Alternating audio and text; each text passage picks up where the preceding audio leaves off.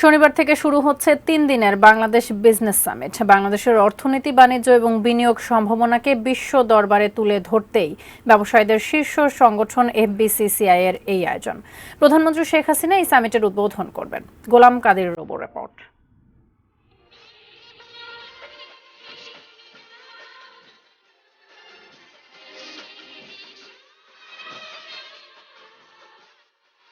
অহংকার করার মতোই এখন অর্জন বাংলাদেশের।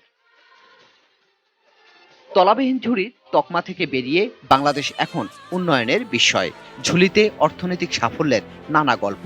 তৈরি পোশাক রপ্তানি, মাথাপিছু আয়, পরিবেশ বান্ধব কারখানা, সব ক্ষেত্রেই নাম সম্মুখ সারিতে।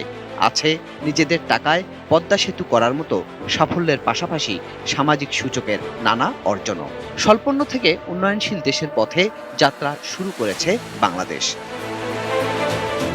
অর্থনীতির এসব অর্জন আর আগামী ৫০ বছরে কোথায় যাবে বাংলাদেশ তারও একটি ধারণা দেশি বিদেশি উদ্যোক্তাদের দিতে চায় এফবিসিসিআই। এই জন্যই এ সামিট।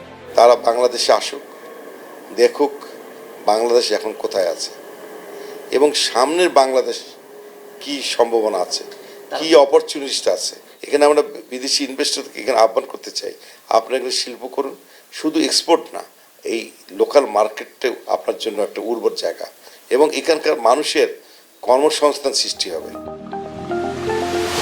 ৩ দিনের এ সামিটে তুলে ধরা হবে চামড়া, অটোমোবাইল, ওষুধ, কৃষি প্রক্রিয়াজাতকরণ শিল্পসহ সম্ভাবনাময় বিভিন্ন সেক্টরের চিত্র এবং এসব সেক্টরে বিনিয়োগের নানা সুবিধাও। আমাদের ফার্মাসিউটিক্যাল বলেন, লেদার বলেন, জুট বলেন, অ্যাগ্রো বলেন, এই দিকে আমরা কিন্তু অনেক আস্তে আস্তে করে এগিয়ে এসেছি এবং বিভিন্ন ইন্টারন্যাশনাল ইনভেস্টার্সরাও আমাদের বিকল্প দেশ হিসেবে আমাদেরকে খুঁজছেন এবং এক্সপোর্ট মার্কেট থেকে কিন্তু আমাদের রেমিটেন্সটা আসবে।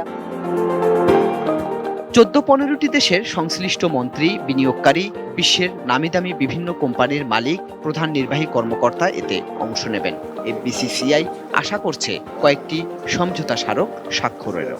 ইতিমধ্যে সৌদি আরব থেকে আমাদের সঙ্গে ডিপ সি পোর্ট এবং রংপুর সুগার মিলে গ্যাস সরবরাহ এ বিষয় এবং আরেকটি বিষয় নিয়ে চুক্তি একদম রেডি রয়েছে এবং আমরা এই তিনটে প্রথম দিনই স্বাক্ষরিত হবে বলে আমরা আশা করছি। কি সৌদি আরব নাকি আরো অন্যান্য দেশের সাথেও আছে? অবশ্যই অন্যান্য দেশের সঙ্গে, তবে এই মুহূর্তে তিনটি কনফার্ম। দেশের অর্থনীতিকে এগিয়ে নিয়ে যাওয়া কয়েকজন দেশসেরা উদ্যোক্তাদের বিজনেস এক্সিলেন্ট অ্যাওয়ার্ডও দেবে এফবিসিসিআই। গোলাম কাদির, এটিএন নিউজ, ঢাকা।